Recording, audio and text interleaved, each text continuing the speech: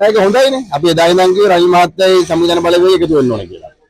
ஐக்கிய தேசிய கட்சியும் ஐக்கிய மக்கள் சக்தியும் ஒன்றிணைய வேண்டும் என ஸ்ரீலங்கா பொதுஜன பெரமுன கட்சியின் தேசிய அமைப்பாளரும் நாடாளுமன்ற உறுப்பினருமான நாமல் ராஜபக்ச வலியுறுத்தியுள்ளார்.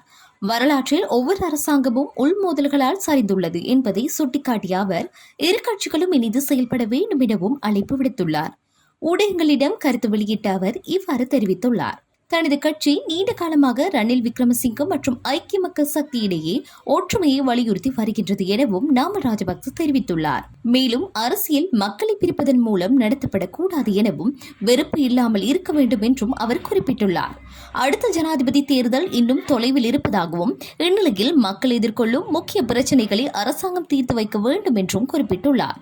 அரிசி, கரும்பு மற்றும் நெல் உற்பத்தி செய்யும் விவசாயிகள் உட்பட விவசாயிகள் எதிர்கொள்ளும் சிரமங்களை நாடாளுமன்ற உறுப்பினர் நாமல் ராஜபக்ச சுட்டிக்காட்டினார்.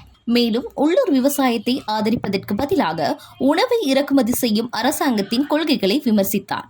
புலிகளின் பயங்கரவாதம் தொடர்பான விடயங்களில் கூட புலம்பெயர்ந்தோரின் அழுத்தத்திற்கு அரசாங்கம் அணிபடிந்து வருவதாகவும் தேசிய பாதுகாப்பு பிரச்சினைகளை தவறாக கையாள்வதாகவும் அவர் வலியுறுத்தியுள்ளார். அரசாங்கத்திற்குள் உள்ள உள்மோதல்கள் குறித்து கருத்து தெரிவித்த அவர் வரலாற்றில் ஒவ்வொரு அரசாங்கமும் உள்மோதல்களால் வீழ்ந்துள்ளன என்றும் அவர் மேலும் குறிப்பிட்டுள்ளார்.